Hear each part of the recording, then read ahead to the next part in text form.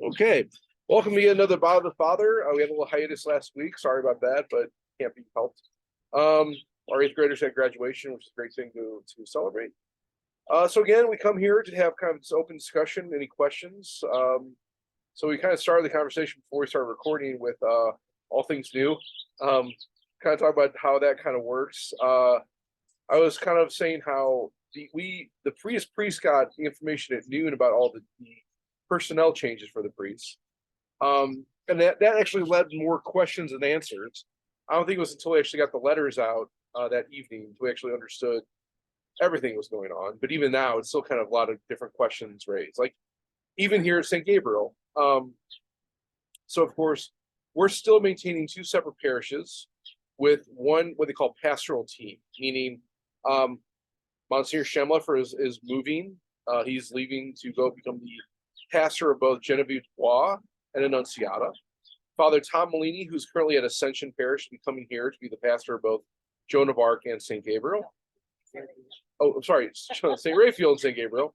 I will remain here at St. Gabriel as the associate, as well as the associate of St. Raphael. And we're also picking up a new priest in residence, Father Tony Ritter, who's a classmate of mine. He's currently living at Francis Borgia in Franklin County, in Washington, Missouri. He'll be coming here to take over the associate vocation director role, which was currently being held by Father Eddie Volts. He'll be living in residence and kind of shadowing Father Brian Fallon to kind of get spooled up on what it means to be a vocation director and probably eventually take over that position in a year or so. So we also have Monsignor Simon in residence. Father Mayo, who's over at St. Raphael, will be going to the seminary to become a spiritual director there, and perhaps other things. And then Monsignor Staley is going up to up to St. Charles to become a senior associate up there. So we're coming from 5 priests handling 2 parishes to 4 priests handling 2 parishes, which isn't really much of a change, one may say. I don't know. And so that raises other questions, like, for instance, what's our mass schedule going to look like? Do we really need to change the mass schedule? Where are the priests going to be living? Are we going to be living here in this rectory at St. Gabriel and maybe maintain an office at St. Raphael? Are we going to live at St. Raphael and maintain an office at St. Gabriel? Or are we going to be split the team and have 2 live in this one, 2 live in the other? Yeah, don't know. That's going to be good questions for the new pastor, Father Molini, when he gets here. More so before he gets here. We'll have those answered surely before August. But yeah, the other big question is, what's going to happen with the schools? Great. Yeah, good. I don't know. We'll have to figure that out. All we know for sure is next year, both schools will remain open as is. And over the course of next year, we'll probably make some discernment as far as what the schools look like on the 2024-2025 school year. So that's all the information I have when it comes to our parish and all things new. But if you have any questions or comments or anything question at all, open the floor to anyone who has any questions. Is Monsignor Staley moving? I mean, is he going to remain? Or No, so the new vicar general starting, well, he'll be vicar general until September. So the new vicar general is Father Carl Shebel, who's also a son of St. Louis. Actually, when he was ordained, he actually was ordained out of Immaculate Heart of Mary, my own home parish. He's currently right now in St. Gertrude in Franklin County, but he's going to take a sabbatical starting next month, and then he'll come back in September to take over the vicar general role. The vicar general, just to be clear, their job is basically what they call the moderator of the curia. So their job is kind of run the offices in the curia, right? In law, they have the same authority as a bishop. So, for instance, if let's say I had someone that got baptized in the Catholic Church, they never received the rest of their sacraments, and they want to fulfill their sacraments initiation. I, as a priest that are maybe walking with that person to catechize them, would have to talk to the bishop in order to get what we call delegation to confirm that person. But I could also talk to the vicar general. In addition to the vicar general, we're having 3 new positions added to the archdiocese called episcopal vicars. And they also have the same authority as the bishop when it comes to those type of things. So where that where the line may be drawn there would be, let's say, ordinations. So the vicar general, the episcopal vicars cannot ordain anybody. That's only the job of a bishop. But the vicars general and the episcopal vicars can give delegation for other sacraments that wouldn't necessarily be ordinarily given the faculty of a priest. Does that make sense? The question about that? Sometimes these bishops, auxiliary bishops, vicar generals too. Yes, they can be, but in this case, but from here on out, they're not going to be. So right now we have in the Archdiocese of St. Louis, we have 3 vicars general. We have Bishop Marco Vituso, we have Father Michael Bain, and we have I should say we have 4. I'm sorry, Monsignor Staley, Dennis Staley, and also Bishop Robert Herman. We're going from 4 now to 1. We're adding 3 episcopal vicars. So again, what the vicar general means is they have some position in the curia and have oversight within the curia itself. The curia is the archdiocesan offices. What they call the curia just means court. So like, you know, in the court you have the tribunal. You have, let's say, the office of worship. You have the office of peace and harmony. You have a respect life apostolate. All these archdiocesan organizations fall under what they call the curia, because they all are basically archdiocesan positions that serve the parishes in some capacity. The vicars general, their main job is to control those functions, organize them, oversight for them. That's their main job. So the way that the structure is set up now, after August, will be we'll have 1 curia with 1 vicar general, and a lot of those offices and maybe organizations are going to be spread out in what we call these episcopal vicariates, and they'll be under the jurisdiction of an episcopal vicar. So it's all very legal, very canonical. And so one of the big questions I think many people have is, what is the episcopal vicar and what do they do? Well, they report to the archbishop, of course, and they have the same authority as the bishop when it comes to governance, right? So in other words, if They they don't have a flock. what's that? They don't have a flock. Well, Plus they're bishops. Well, I mean, you could say their flock is the people under their vicariate, right? So, for us, for instance, we're going to be in what they call the Northern Vicariate. Now, the Northern Vicariate is basically anything within the inner belt of 270. So that's kind of a very interesting area, because you have like North City, and then you have like Ladue, and then you have like Sunset Hills, and then you have like North County, right? Very different populations, different cultures involved there. It's going to be very diverse. Within those vicariates, they're going to be setting up 2 deaneries, right? So deaneries, the purpose of a deanery is to provide some guidance and maybe support when it comes to pastoral need of a particular region. Like for us here, before this all happened, we're right now technically still part of the South City Deanery, which basically includes everything from basically 40 south to the city border, and from the city border west all the way to the river, right? So that's our deanery. But that's being now expanded, so to speak, in some way. It's going to be kind of the same 40 line, but now it's going to go all the way to 270 and within the inner belt of 270. So we pick up like Lime and Afton and Melville and Sunset Hills. And so that's now all part of our deanery now. And there'll be a dean announced at some point after the vicariate set up. But this entire region is going to be part of that one episcopal vicariate. And the episcopal vicar for our areas, his name is Father Scott Jones. He was formerly a pastor up in North City. And so he's now going to be kind of the person running the vicariate in the name of the archbishop. I know, interesting. Different, very different for us at St. Louis.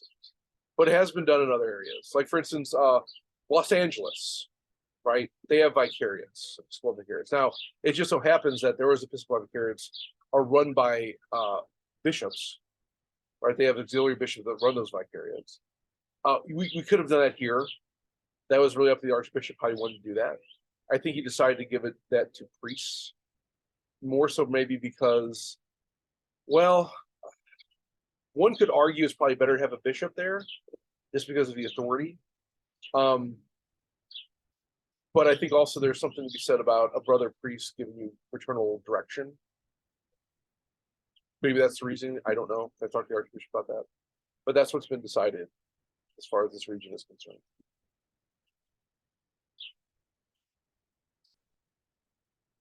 So we have. No, I was just gonna say, my sister is completely devastated. She's in St. John the Baptist. She said they have a lot of charities and Sure. organizations run out of there.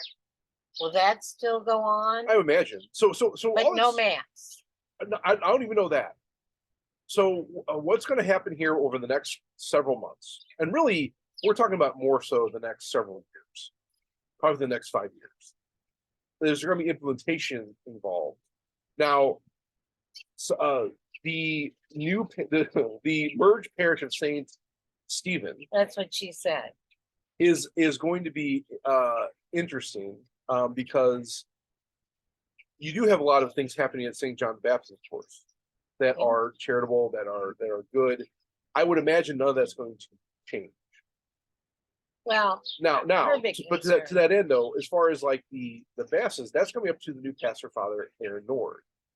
So Father Nord is responsible now to determine, okay, maybe what's our mass going to look like? He does have a senior associate there with Monsignor Bomberito.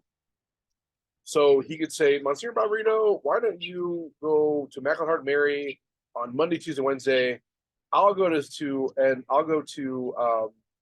John the Baptist on Thursday, Friday, Saturday, and we'll have 3 masses at IHM, 3 masses at John the Baptist, and through the week we'll have 1 mass at St. Stephen's between the two of us. Maybe, I don't know. That's up to Father Nord. I need to contact him. So the question there would be, I think the prudent question to ask would be, is it financially prudent to keep these churches open? And the answer to that could be yes, right? I don't know. Is it reasonable to keep those churches open?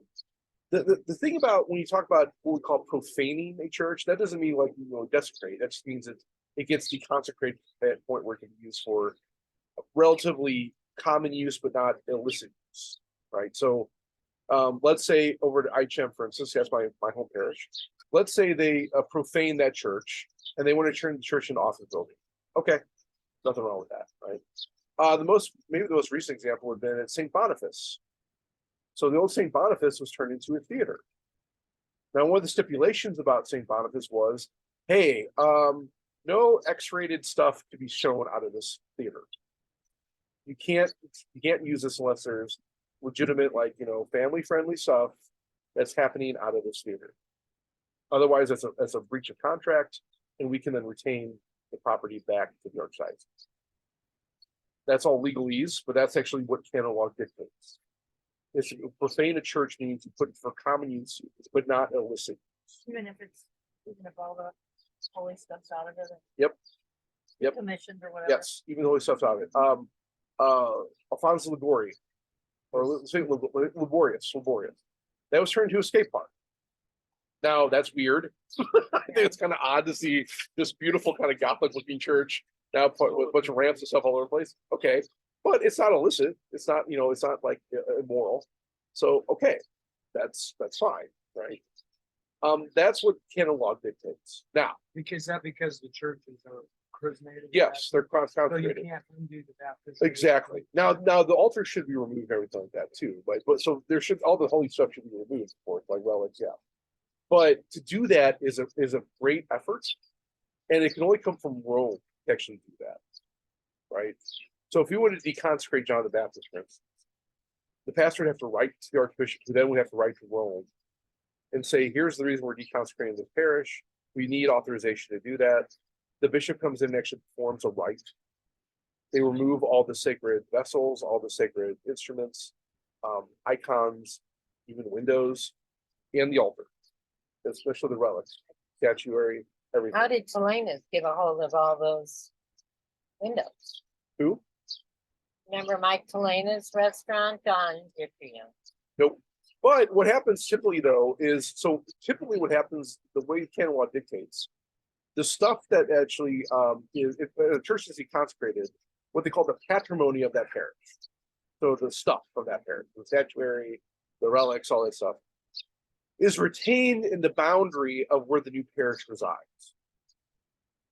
So for instance, like at St. Boniface, right? All the stuff that was in St. Boniface technically became property then of St. Stephen. Now St. Stephen would say, you know what? I have way too much stuff already. I can't keep all this stuff. I'm going to then send this stuff to what they call the Reclamation Office of the Archdiocese of St. Louis. Yeah, right. It's over at the Curia. It's over at Regali Center. It's actually the old wash house of the seminary, where they wash clothes, that kind of stuff. There's a big area there where they keep all the stuff. Now, once it becomes part of that, people can then come peruse that stuff and give a donation to claim those items. Well, it was one stinky pizza restaurant. Does anybody remember Telena's I do, I don't remember. it. on Forsyth Right, and I remember Stinker? it, but I don't remember things in it. No, it was all the windows, I think, from something, St. Anne's or something. I mean, oh yeah, Oh, it was- St. Anne and well in Talk West about City. profane. So yeah, I mean, I think there could be a reasonable question about if a layperson were to come in and say, "Oh, those windows, I want to use them." The question should be asked, "What are you using them for?" I mean, same thing like with relics. You know, Yeah. oh, I want that's nice relic. I want to have that. Okay, well, do you have a relic there? Do you have a place you can actually repose a relic and be venerated? A good example of that, a couple Mondays ago, a lady came back to the sacristy with this big half-gallon jug of oil.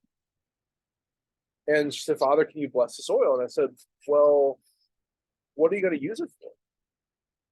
And her response was, "Well, when people get sick." I said, "Okay, well, I don't feel comfortable doing that. And the reason I'm not comfortable is that there could be considered imitating the sacrament by applying oil to those who are sick. We have a whole sacrament dedicated toward that, and that can only be administered by a particular person. Also, the receptacle you have this oil in, well, you know, that has to be disposed of Was she gonna properly, make too. sauce out of it? I don't know." So I was like, Holy smokes. there are a lot of problems there, right? Now, I don't know if priests have done it before, those people, I'm sure that's happened. But I told her, I don't feel comfortable, I'm sorry, right? In the Can I same talk to way, somebody higher up? right. In the same way when it comes to those things or those reclamations, that question should be asked. You know, if I walk in and say I need these candlesticks, it may be pretty evident what I need them for. But if I'm not wearing a collar and I walk in, the baby asks you, "Oh, I'm sorry, who are you?" "I'm Father Mark." "Oh, okay. What are you using this for, Father?" "I'm going to use this for my own private use in my chapel." "Okay. I'm using these windows for a restaurant I'm trying to establish." Now, to be fair, they could say, "Oh, you know, I want this for private use in my home. We're going to put this, or we're actually going to have a room, like a prayer room, Jewish man, maybe." never wore long pants. So all I'm saying is, you don't necessarily have to validate what someone's telling you over the Reclamation Office. Someone could say something, you'd be like, "Okay," and you trust they're going to do that. Was there Now- a time that place wasn't there? Or people Yeah. shared stuff out, things. Oh, well, I mean, so again, the Reclamation Office is an office of the Archdiocese. But again, canon law, even before the new code of 1983, always dictated that if there were to parish be what we call suppressed or merged, right, the patrimony of that parish resides in the territory of the new parish. So same thing happens like baptismal records. So if you were baptized in a church and that church becomes deconsecrated, right? Whatever there's still a territory there that takes over that area. And technically the records would be kept at that church. Now here in the Archdiocese, what typically happens is that the Archdiocese, the parish actually takes over that area, tends to default to the Archdiocese and says, "Okay, even though it's our responsibility, we're going to send all these copies to the archives office and keep them there. Because it's just easier. We don't have the staff to kind of maintain the stuff. So we're going to default that to the Archdiocese and have them maintain those records." That's okay too. The point is the record is still maintained, but ultimately the responsibility to maintain that record falls to the sheriff.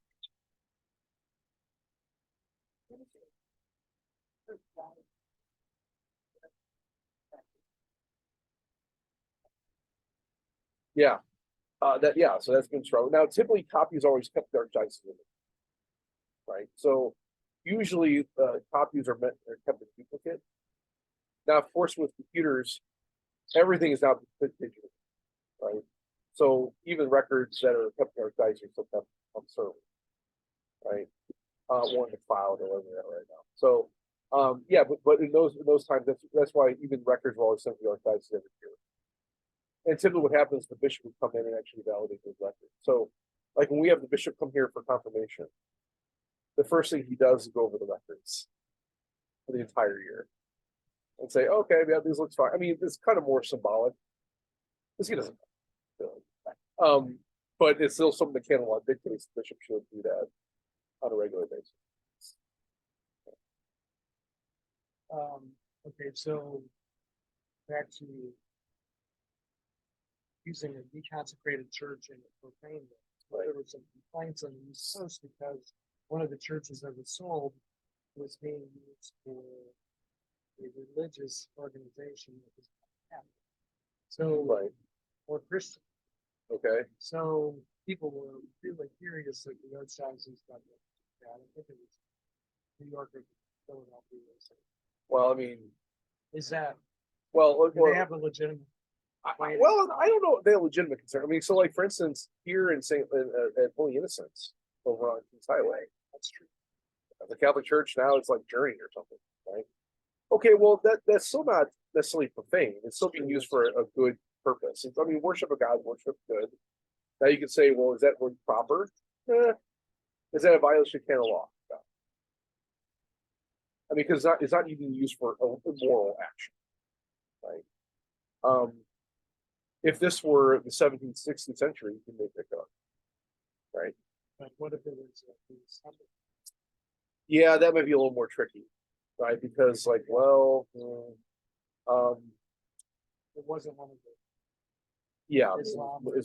Abrahamic religion, yeah. Could make that argument. I don't know. That's why I'm not a bishop. I guess. That's up to the bishop.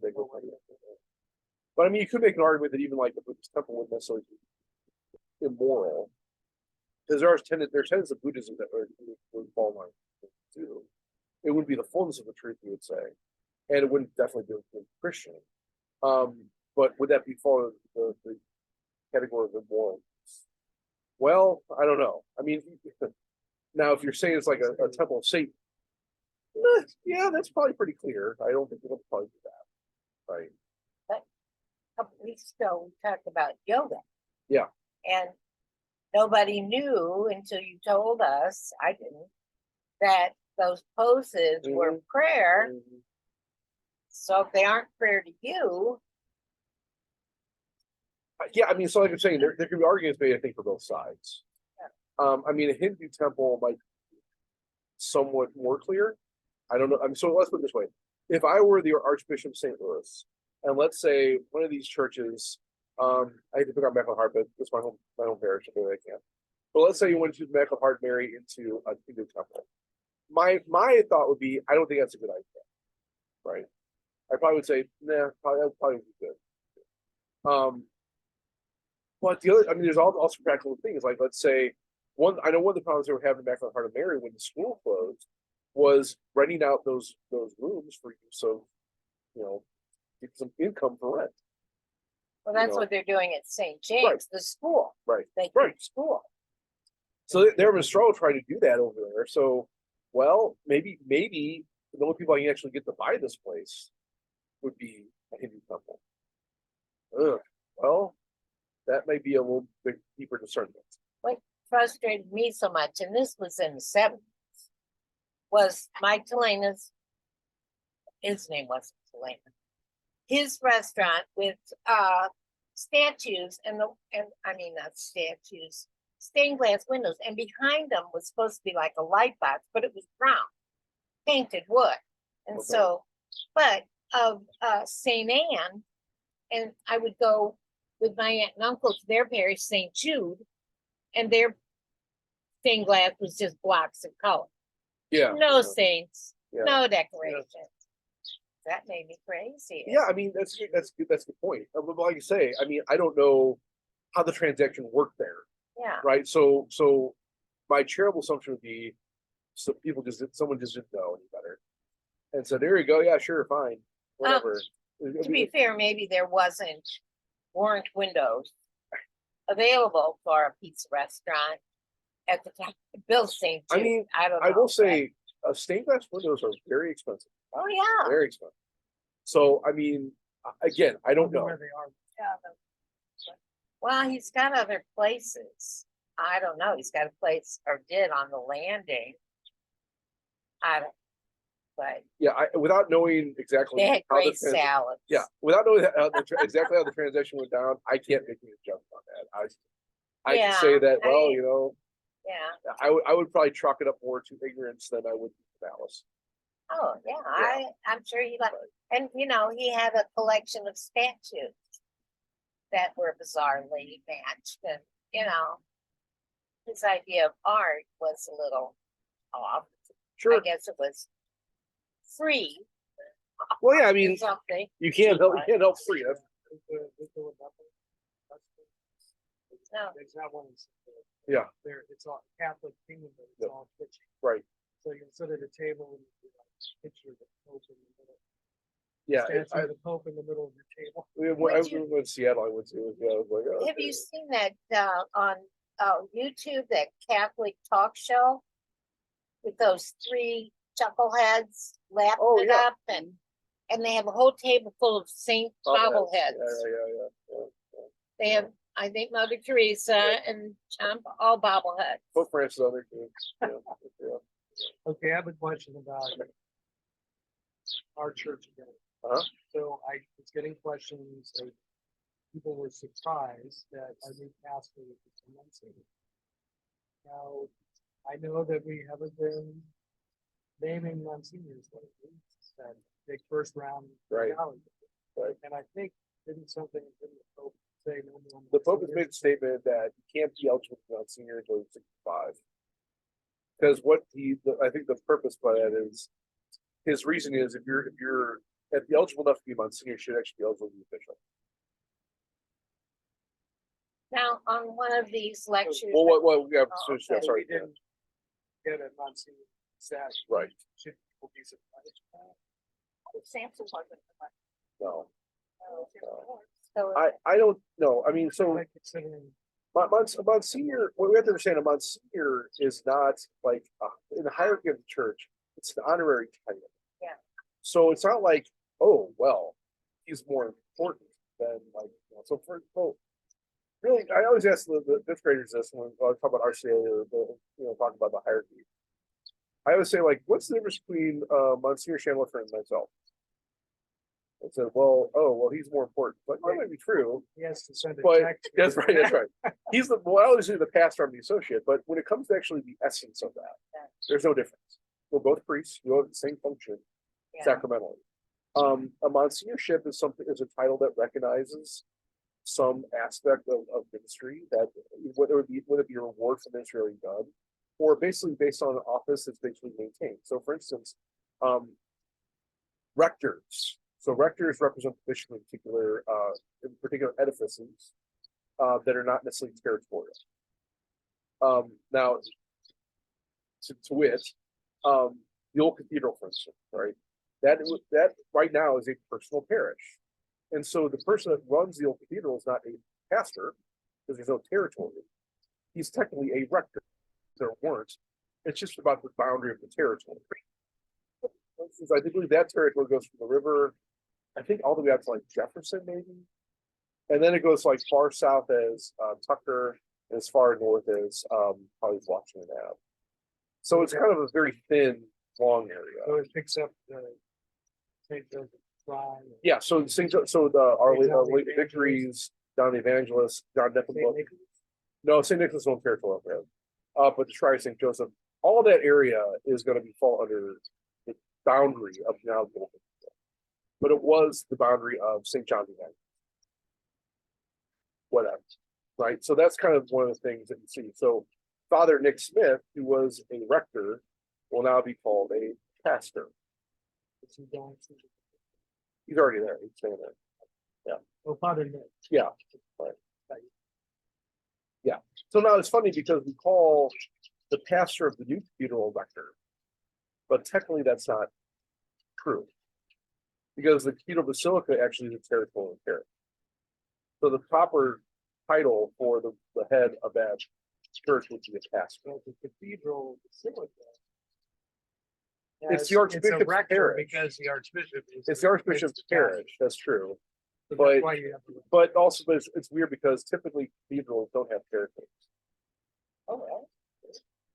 They have a school. No, see, we're Oh. talking about. I'm just saying that, like, okay, so for instance, Saint Cecilia's is a personal parish. It does not have a territory, Yeah. even though they have a school. It's just, hey, you speak Spanish, come here, fine, right?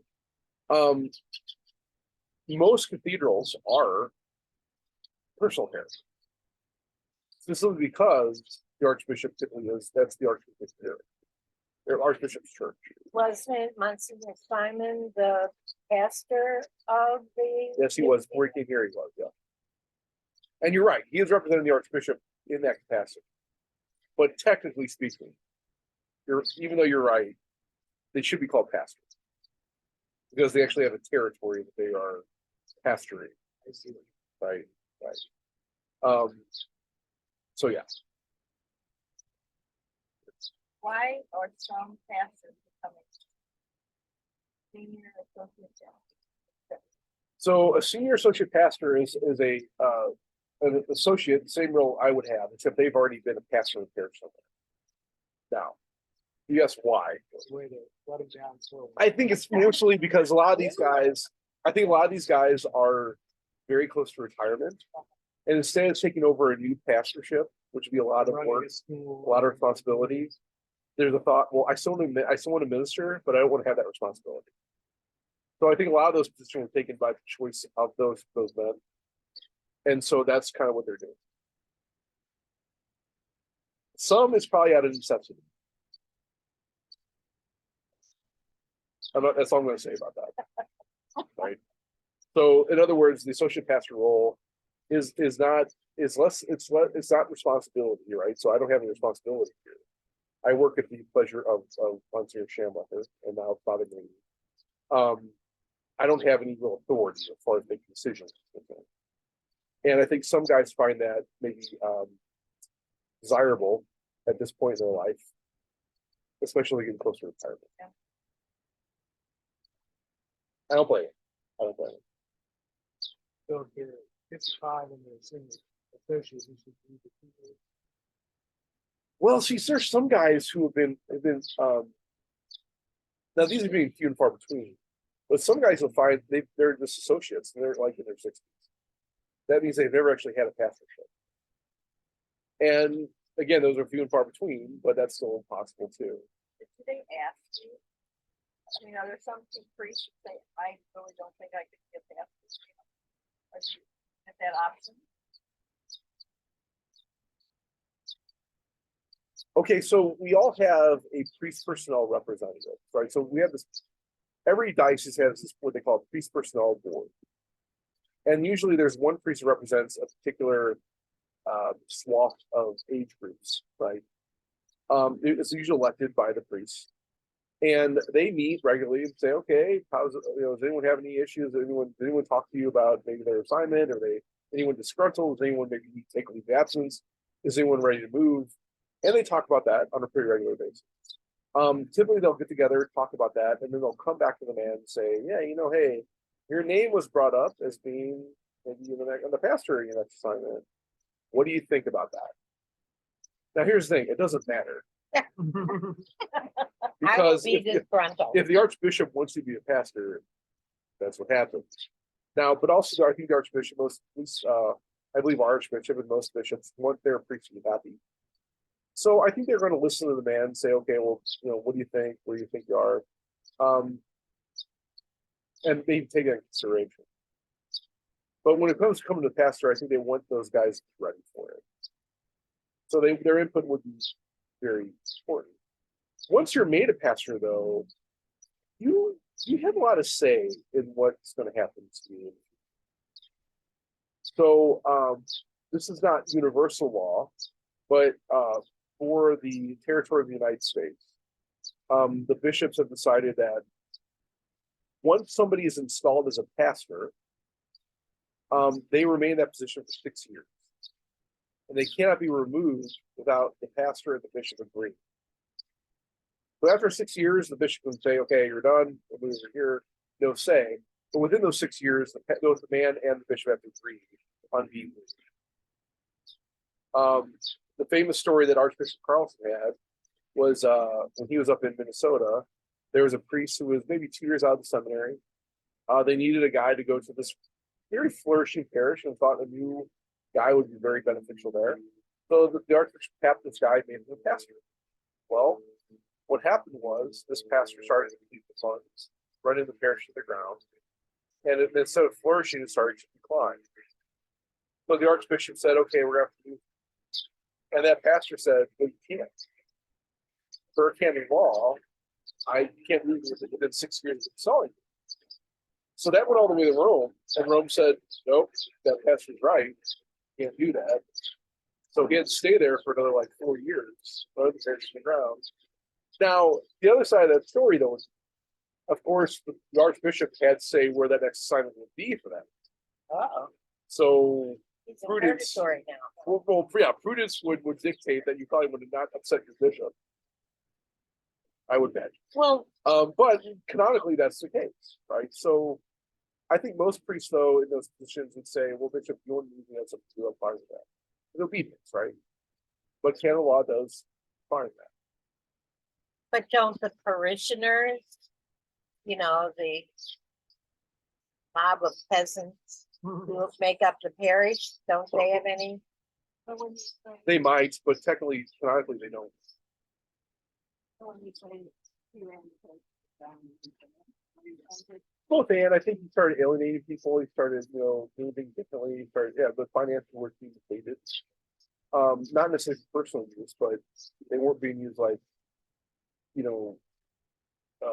judiciously to like provide for the full needs. So it was basically kind of an immaturity, right? And from what he learned from that though, was that for at least a year or two, instead of naming someone as a pastor, he would name the parochial administrator. Because pastor is a canonical title. Parochial administrator is sort of like, yeah, there are a few, some of the new guys. So we have 7 priests who are being made parochial administrators. That's their first opportunity to be a pastor. And so after a year or two, maybe they might be doing pastor, but it's sort of like a trial run. It's like, okay, we'll see how you do. And then if you do well, no, parochial vicar. I'm parochial vicar. Right. That's the canonical term. Parochial administrator is more like, it really is not a canonical term. It's just like, okay, you're going to be in charge of the parish and name. Indeed, but you're not going to have the title until you can prove that you actually do it. So it seems like Archbishop Rosansky is taking the same path. I don't know if he has similar experience, but I know Archbishop Carlson. Yeah, so basically administrating, okay, good, we'll put someone else in right away. Not have to worry about the canonical. Take this and There are like workshops and stuff being done. They're done. feels like, it seems like a business. Yeah. Well, it is. I mean, so in many ways it is. And so like every parish is required to have a finance council. And the pastor is the head of the finance council. And so any big moves, it's required canonically for the pastor to consult the finance council. Now, consult does not mean agree with, right? So they have to at least get their input. But ultimately, the pastor is up to this final decision as far as what funds get spent, what income comes in, That's all that stuff. kind of what I was meaning. Did the parish have anything to say about it? Like, for instance, who splurged on golf themed patio furniture? Well, wait, hold on now. Now, wait a minute. That may not be from the parish, that might be as personal property, right? Which I mentioned. So, a parish priest does not think about property. I know. We can have personal property, and we can also share that property with other people in the house, right? Or guests. So that's yours. Not mine. That was here before I got here. So yeah, so that can happen. Now, I think most pastors are somewhat, what's the old adage? It's easy to spend other people's money. And now there may have been understanding, like in previous years, that hey, great, this is given to us. Let's use it for what we got to use it for. I think most pastors today take a more judicial approach when it comes to spending funds, because you understand that you're a steward of these things, not the administrator of them. Well, in our parish, talking about how you become a pastor, Father Flynn, I think it was Thomas Flynn, was the most loving and fatherly of priests. The pastoral duties were too much for him. Too much. And I think he had a couple breakdowns, and he did have two very strong associates. That's in the olden days when they had plenty of them, but he wasn't a businessman. Well, I will tell you, there's been discussion with this whole new process about maybe letting priests be priests and maybe having like naming lay administrators to handle more of the day-to-day operation. Yeah. Now, that was determined to be basically handled at the local level. So you may see parishes where priests will come in and say, you know what, I know I don't have these gifts, and I'm going to maybe name a layperson to kind of handle the day-to-day operations, handle the finances. Of course, if the buck stops here, sure, but I'm going to put people I trust in those Yeah. positions to do that. That's definitely We a already- Huh? We already do that. We had general- well, but what I'm saying is, even here though, Monsignor still made those decisions. So what I'm talking about is you have somebody in a position where they actually make decisions without the pastor's consultation, because it's what you need financially. Now, Still has to sign. no science, well, not necessarily either there too. The auditor, when I worked down the hall, we Well, had secretaries that when they required them to ask to sign. well, let's they put it went this way. I can sign checks here too. Okay. Right? I'm not the pastor. There are other people you can delegate that to. But you're right. Ultimately, the responsibility falls on the pastor. So if there were some kind of like issue with the funds, If you went out and bought a rubber stamp of the Yeah. signature. yeah, that would think that would be wrong. I would say though that So you better ultimately, trick them out. canonically though, I mean, if there were something to be question arise, it wouldn't be that person going to prison after, right? So yeah, but that's something that's been done in the archdiocese too. You have lay people kind of run the day to day, and priest comes in and does the more sacramental aspect. Okay, again, that's up to the decision of the pastor. Right, the pastor has a lot of autonomy, And responsibility. but they also have a lot of autonomy to make the decisions how best way to run the parish. So the pastor basically works in the name of the bishop within a particular territory or boundary. And so there's a lot of authority they have. A lot. But to answer your question goes, yeah, I mean, there are consultations going on, but ultimately, if the bishop says, I want you to do this, okay, that's what I'm going to do. And there's a lot of trust there too, though. I mean, even with a program administrator, there's trust in putting the reins in the hands of someone who has never done it before, and trusting that if he's somehow here for you. Another thing the archdiocese does, I think, is very important and very good, is first-time pastors, program administrators, they also set up a mentor program. So they'll have another pastor that you can refer to, bounce questions off of, someone that really is more in line with your temperament. Usually more experienced guys. And so that's something the archdiocese has done very, very well. So yeah, I think they put structure in the place to help the guy. But for the most part, yeah, I mean, they do get input, but I don't know how much of that is actually, factored. I think some Well- guys might be. And as an associate, you're kind of in an apprenticeship program yourself, especially if you work with a very good pastor. You have an opportunity to learn. Yeah, so don't you, yeah, so I about mean, in reality, they say that the a priest learns associate especially learns the most from their first pastor. I think that's true. I think that works in many ways. I think a priest, associate learns a lot what to do from their pastor and also a lot what not to do. So I think there's a lot of that. I've been very appreciative of Monsignor Schamblefer. I've learned a lot from him. There's certain things that happened over the last these 4 years that I probably would have done, but also you kind of keep that in the back of your mind too, right? And you can bring. I feel comfortable bringing those up with him because I know he's going to give me his opinion, what his process was, and even take criticism, right? Not only from me, but kind of maybe learn from mistakes as well. So I appreciate that about Monsignor. Yeah, but I think a priest learns that too. But also too, I mean, every priest has their own gifts as well. That's not necessarily learned, but something that's inherent. So yeah, I think it's taking all that into consideration for a person's named the pastor to use their gifts for the ability of the good of the parish. It's funny. I met with I was meeting with a candidate for complete her initiation in the church, and she was asking about this whole thing. She said, one thing she says like, it's what happens if these moves happen? Does people like leave? I'm like, well, because coming from like a Protestant background, there's like kind of this more devotion to like the pastor, right? Because in a lot of Protestant services, yeah, there's like more emphasis on like the sermons, right, or the readings that are used. We have a readings that are given to us.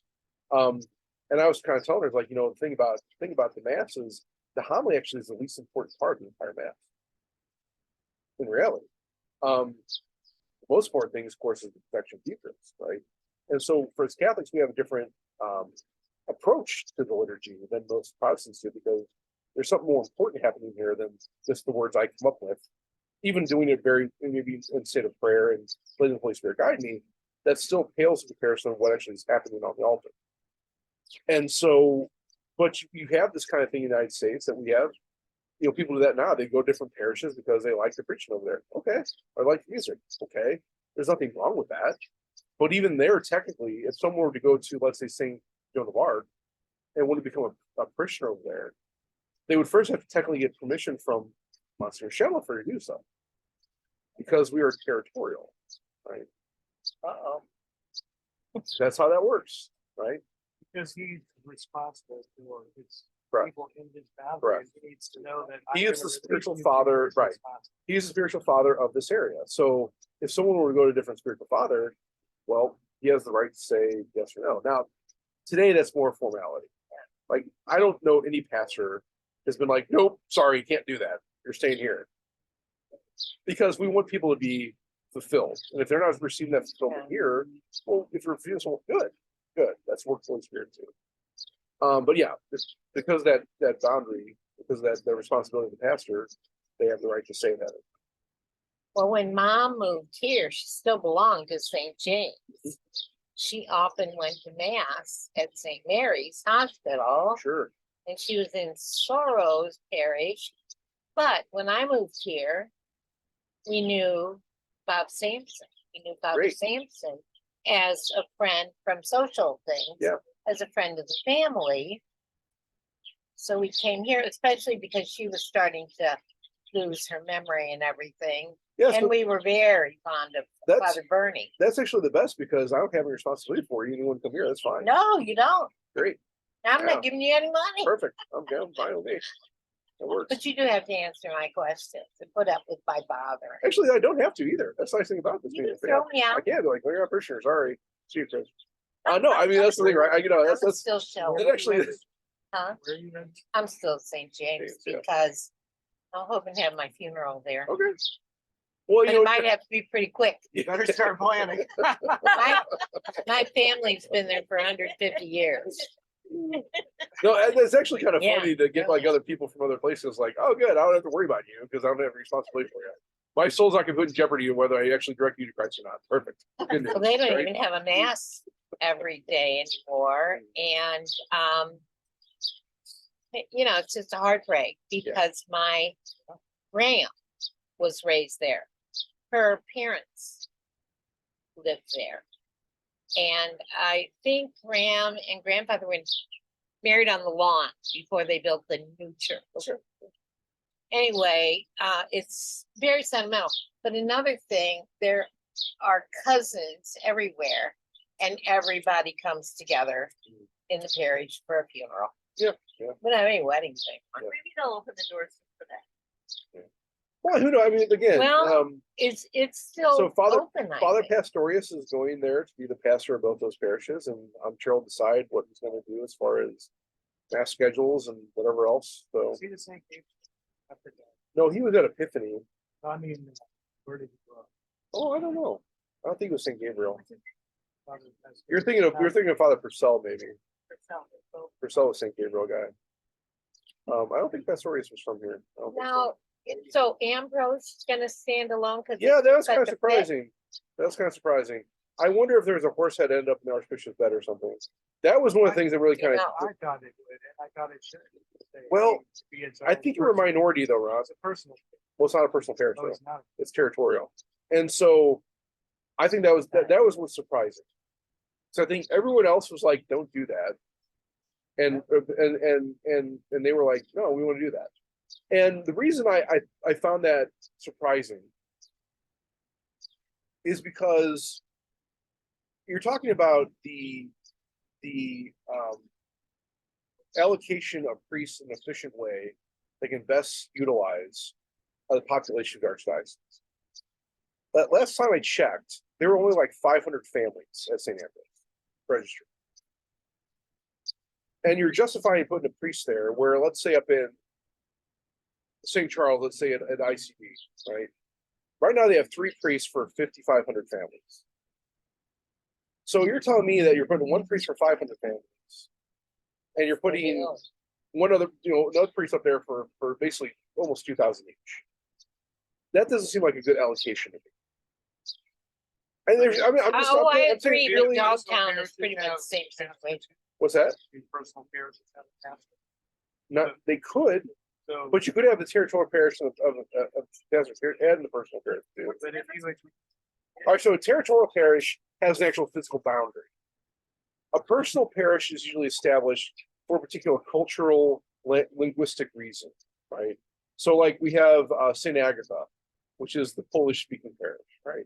We have Saint Cecilia's, which is the Spanish-speaking parish. Those are personal parishes. The Oratory of Saint Augustine and Gregory, that's a personal parish because it's the extraordinary form, right? Now, so those are personal parishes. Then you have parishes that are like boundaries. So, like for instance, Saint Cecilia's is actually in the boundary, I believe, of I think it's Saint Francis or Saint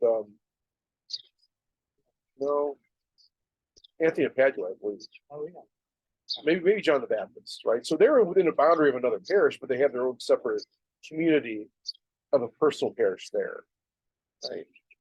So you have a pastor for both, but you could have a pastor of a territorial parish who's also pastor for the personal parish too, especially with the new dynamic we have. So what did people want to happen? St. Ambrose wanted to keep St. Ambrose.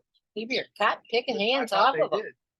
Well, Said well, it's so I'm saying, territorial. if you looked at all the other information that came out of that, of the listening sessions, of the pastoral planning aspects, everyone else is saying, okay, we're going to put Ambrose with St. James and St. Benedict. Because here's the thing, the argument they were making is this is more of a cultural thing, right? The Hill is a cultural area. I don't know if that's a good argument.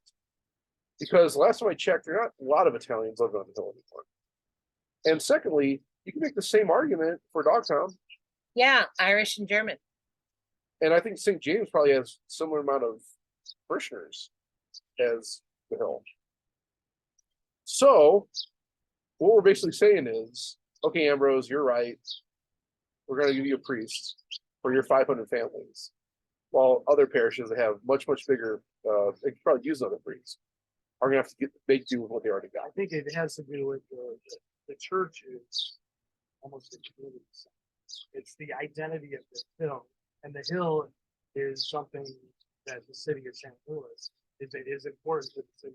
You can make that argument about several neighborhoods. Yeah, definitely Dogtown. I think you make that same argument for Central West End. Yeah. And the same argument for some areas of the city. Well, the North St. City. John the Baptist. So you don't see documentaries that are watched all over the country. I don't think it's a good argument. I don't, Ron, you can tell me all you want about this. I don't think it's a good argument because Well, they do have again, the, if the whole purpose of this whole exercise was let's use our priests to the best ability to make it, allocate them in the most best way possible for the people of God. I don't know if we did that efficiently. I think in some ways we did, but I don't know if we did that to the best of the ability and with that intent in every location. To that end, another very interesting scenario is at Immaculata. Immaculata is about the same size as Ambrose. And so you're saying that, well, okay, now Immaculata, you're going to be standalone, even though you only have 500 families. We're going to put a priest there for you, just like Ambrose. And then you're going to tell St. Gianna, who's out there in St. Charles, who has more families, and it can make an argument that maybe they should be standalone. Now, again, they did get their way, which also may be another factor. Probably that was another surprise. Tell them sorry. I don't know. I think they were. I think it was good they were listening to people. I think they were good. They were taking those into consideration. I think Archbishop did. I'm not going to question his prudence in these things. I think he did it prudently. I know he's praying about it and made the right decision. I'm just looking at this from an objective standpoint of just my engineering brain saying, if we're looking at pure numbers, this doesn't make any sense. well, I think can there's see, things worth emphasizing. well, I can see a standalone in a huge rural area where combining, it's just too much traveling. And that's my argument for St. John the Baptist. When Yeah. my sister's car isn't working, she takes her scooter. Well, to that point though, too, I mean, you have to look down at St. Genevieve County. Yeah, but We're that's talking what I about mean. there's 4 parishes with very huge boundaries that are combining.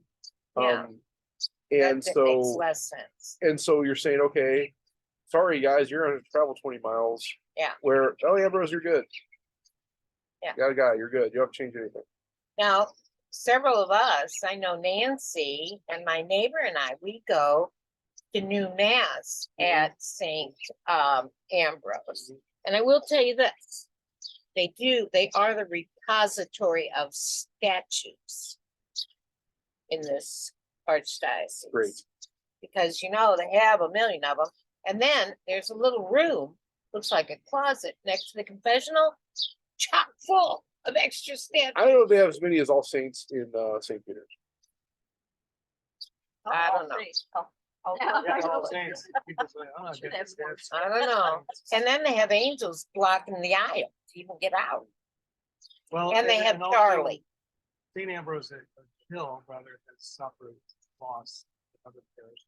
The church Yeah. was a couple decades ago, so maybe they've already suffered. There's a lot of old. So to that point then, what do we tell the people at JP2? Now, So I'm saying, I mean, it's that there's another one. I think was interesting. The letter that was sent out to JP2, or I should say, And where is that? I Now- don't even know where that that's is. St. so George's. St. George and Oh, yeah, really? yeah. That's what they call it. So JP2, which was former St. Thomas Savio and St. George, has now been assumed into Seventh Holy Foundry. Oh, okay. So to that point, well, yeah, 20 years, almost 12, now 15 years ago, you went through this whole thing, and now you're done. Sorry. There's Okay, no ethnic identity. now they're all three. I love how you're trying to They're justify taking this. I'm all just saying. of this There is combined- no I don't place know. in I don't St. know, Rod. I don't know. There's no place in St. Louis that doesn't have ethnic identity. There is. Nah, Well, not to the point where. we had our scrubby Dutch Are you in our, Italian? Are you Italian? Pardon? Are you didn't look Italian? like it. No, Oh, okay. we're not married. Okay, so they changed St. George to St. John Paul Okay. II. Okay. The Church of Saint Dominic Savio and the Church of Saint Yeah, I knew it had George children still there. retained. It's maintained. So there's still churches there. They were put in the parish of Saint John Paul II. Now, the territory of Saint John Paul II has been suppressed and submerged into the territory of Seven Holy Founders. So now what's it called? Seven Holy Founders. So So- now what you The have church here, is still there. what you have here is the Church of Saint George, the Church of Saint Dominic Savio, and the Church of Seven Holy Founders in the parish of Seven Holy Founders. And no St. John Paul II. No, St. John the this- Second parish is no longer exists. after This the fact. pastorate then is already. It was, it's not called a pastorate. True. Well, 'Cause there yes were- and no. Churches kept their identity. They did, but they're still the same parish. So that's what's happening at now, St. Stephen, Joan of Arc. Those are not the same parish, but still, you always retain the same parish, the same church name. The change of church Oh, I name didn't is a know whole that. issue, right? So you have to go through, it's kind of the same process like profaning the church. The change Yeah. name has to be reconsecrated that name. Because St. George, Mhm. the Dragon Slayer, needed a great big orange church. Sure. But It's just right. But I think what's funny is that the letter, when it went out to be read, it didn't name the pastors of that area for JP2. It just said, you've now, but here's the territory now. And the only actually found out the pastors, we had to read the letter from Seven Holy Founders. I don't know why they did that. I don't know if that was an oversight or what happened there. Probably so many. Right. But there's like four, now there's like four priests over there now at Seven Holy Founders. You know, for that area. Now it's a big area, I'll give them that, right? I don't know. Is that a good allocation? Maybe. Like I said, I think there's a lot more questions to be answered over the course of the next few years. And how that's, what's going to look like is really remains to be seen, even here.